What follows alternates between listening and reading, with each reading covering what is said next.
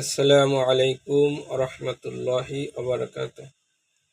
সম্মানিত দর্শকবৃন্দ, আল্লাহ রাসূল সাল্লাল্লাহু আলাইহি ওয়াসাল্লাম বলেন, খায়রুকুম মান তাআল্লামাল কুরআনা ওয়া আল্লামা। অর্থ, সর্বোত্তম ওই ব্যক্তি যে ব্যক্তি কোরআন মাজিদ শিক্ষা করে এবং শিক্ষা দেয়। তা আমাদের এখানে আমরা যদি কোরআন মাজিদ শিখি এবং শিক্ষা দান করি, তাহলে আমি সর্বোত্তম। আল্লাহ রাসূল সাল্লাল্লাহু আলাইহি সাল্লাম এর হাদিসে ঘোষণা। তবে আমাদের সর্বোত্তম কাজ সকলেরই শিখতে হবে এবং সকলেরই আমল করতে হবে। এক্ষেত্রে আল্লাহ রাসূল সাল্লাল্লাহু আলাইহি ওয়াসাল্লাম তিরমিজি শরীফে আরও একটি হাদিস ইরশাদ করেন।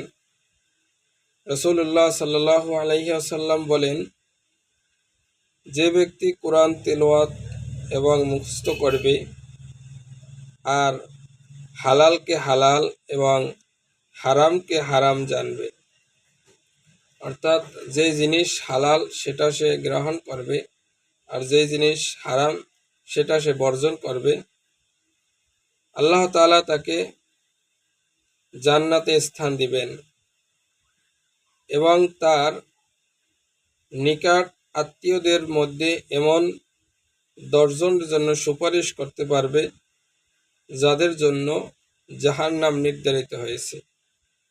সুবহানাল্লাহি বিহামদিহি।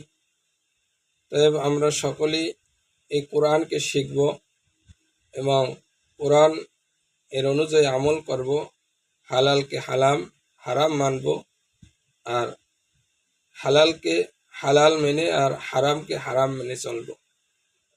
আমাদের সকলকে তৌফিক দান করুন।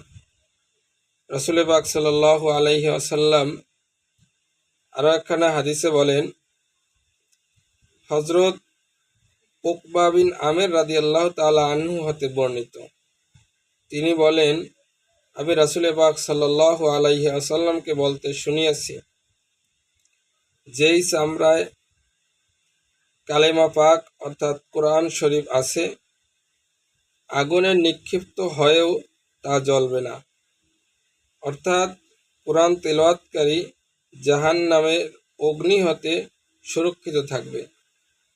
হাদিস দ্বারা প্রমাণিত হয়, যেই ব্যক্তি সর্বদা কোরআনে পাক তেলাওয়াত করবে, আল্লাহ তাআলা তাকে জাহান্নামে জ্বালাবেন না এবং ওই ব্যক্তির জন্য জাহান্নাম হারাম হয়ে যাবে। অর্থাৎ আমরা সকলেই এই হাদিসের আলোকে বুঝতে পারলাম যে কুরআনুল কারীম স্বয়ং আল্লাহ তাআলার কিতাব।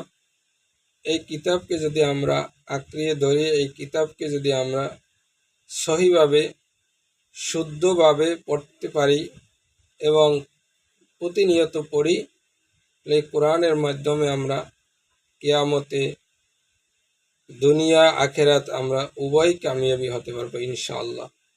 আল্লাহ তাআলা আমাদের সকলকে এই কোরআন শরীফকে সহি শুদ্ধভাবে পড়ার তৌফিক দান করুন। আমিন।